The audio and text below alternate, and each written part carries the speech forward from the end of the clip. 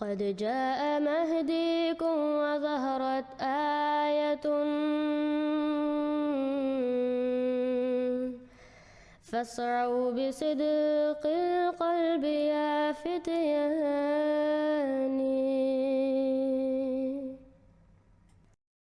السلام علیکم ورحمۃ اللہ وبرکاتہ۔ اس ویڈیو میں ہم صداقت حضرت احمد علیہ السلام کے لیے ایک اور دلیل پیش کریں گے۔ حضرت محمد صلی اللہ علیہ وسلم کی صداقت کے لیے ایک دلیل یہ ہے کہ جب بھی آپ صلی اللہ علیہ وسلم نے اپنے دعوے کے متعلق کوئی بھی نشان کا ذکر کیا تو اللہ تعالیٰ نے اسے پورا کیا۔ حضرت مرزا غلام احمد علیہ السلام کی صداقت کے لیے بھی یہ ایک بہت بڑی دلیل ہے۔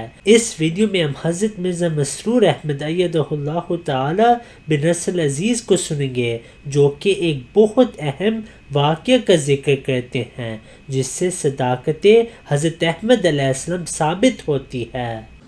پھر حضرت مسیح موعود علیہ السلام کے توکل، قبولیت دعا، اپنی سچائی پر کامل یقین ہونے کا ایک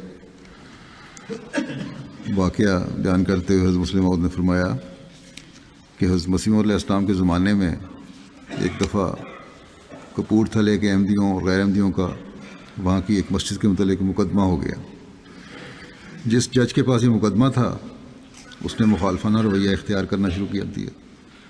اس پر کپورتھلے کی جماعت نے گھبرا کر حضرت مسیح موعود علیہ السلام کو دعا کے لیے لکھا۔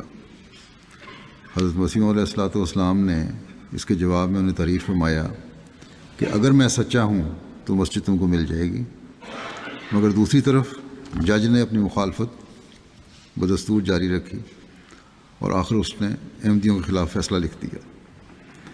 مگر دوسرے دن جب وہ فیصلہ سنانے کے لیے عدالت میں جانے کی تیاری کرنے لگا تو اس نے نوکر سے کہا کہ مجھے بوٹ پہنا دو۔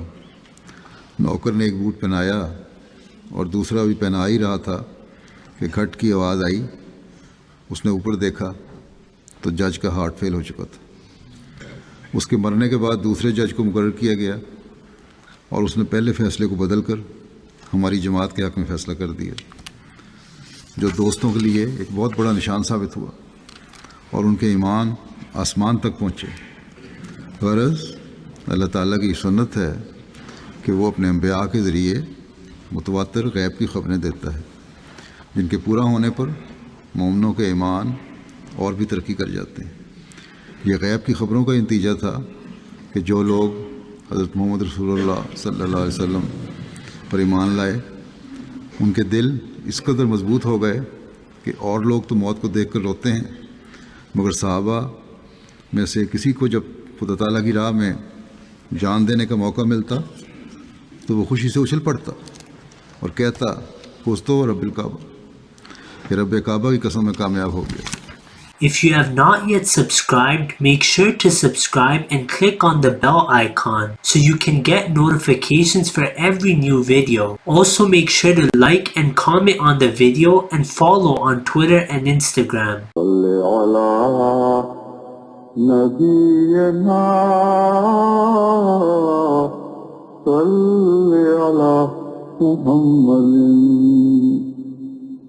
صل على سفينا